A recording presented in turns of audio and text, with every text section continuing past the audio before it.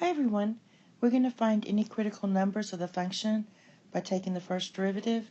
We're doing two trig functions here, and the first thing I'm going to do is rewrite this function as sine x squared plus cosine before I take the first derivative. So I'm going to take the first derivative,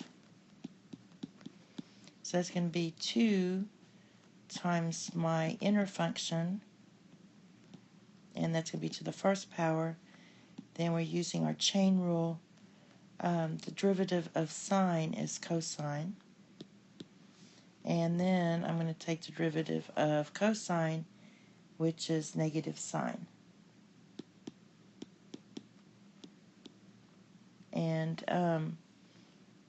basically it's going to be hard for me to, if I set this to 0, it's going to be hard for me to find the critical numbers. So I'm going to go ahead and factor out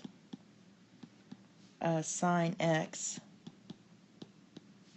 and write this as 2 cosine of x minus 1. Now I'm going to set it to 0. So, and we just want on the interval 0 to 2 pi, exclusive of 0 and 2 pi. So we're going to set sine of x equals 0. And this piece, this is going to be cosine of x equals 1/2. Because you just add the 1 and divide by 2. Now, sine of x is 0 at pi. So x would be pi. Okay, we can't use 0 or 2 pi. We're just going to have to use pi. And cosine of x is 1/2 at pi over 3 and 5 pi over 3. So those are your 3 critical numbers. All right, the next one is this one. So we're going to take the derivative of this, and the derivative of theta. So we take the first part, derivative of secant is secant tan, and derivative of tan is secant squared.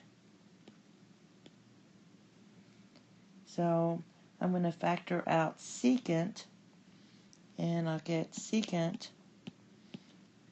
and this is going to be 2 tan plus secant. And you could actually do it from here, but I'm going to continue on and write this as, I'm going to expand this or write this in terms of sine and cosine. So this would be 2 times sine of theta over cosine of theta plus 1 over cosine of theta. So I'm going to bring out the cosine. So if you bring out the cosine, what you're going to get is secant of theta over cosine of theta. And that's going to be 2 sine plus 1. And this right here is just going to be secant squared, because 1 over cosine is secant. So this is really secant theta times secant theta, which is secant squared. And we're going to set this to 0, and we're going to set this part to 0. So in this one we have sine of theta equals negative 1/2. So on our interval 0 to pi, and it can't be, our angle can't equal 2 pi or 0.